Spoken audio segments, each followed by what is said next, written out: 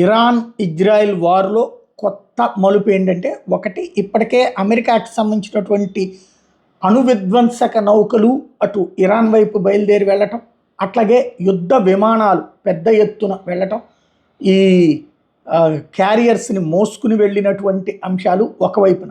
ఇంకొక వైపున ఇజ్రాయెల్ నిన్న రాత్రి కూడా ఎడతెరిపి లేనటువంటి దాడులు చేసింది. ఎస్పెషల్లీ అణుస్థావరాలు, అణ్వస్త్రాలను తయారు చేయడానికి అది ఏర్పాట్లు చేసుకున్నటువంటి ప్రాంతాల మీద వరుస దాడులు చేస్తూ వచ్చింది.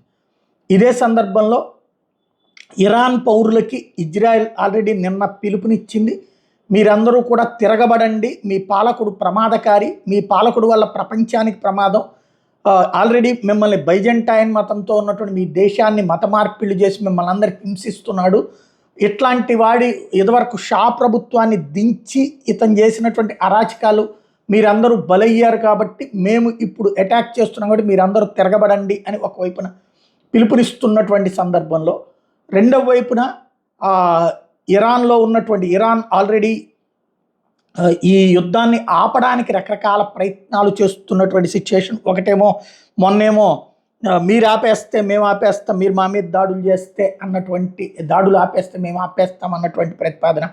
అట్లాగే తాజాగా యుద్ధ విరమణకు సంబంధించినటువంటి అంశాలను ప్రస్తావిస్తూ రావడం, ఇదంతా జరిగింది. అయితే ఇజ్రాయెల్ మాత్రం ఎడతెరిపి లేకుండా దాడులు చేస్తూనే ఉంది. ఇప్పుడు లేటెస్ట్ కాన్సెప్ట్ ఏంటయ్యా అంటే,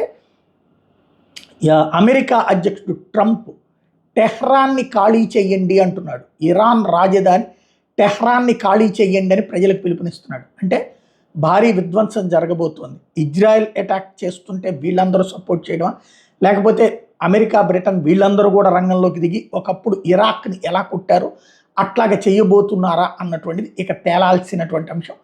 భారీ వ్యవహారం అయితే జరగబోతోంది.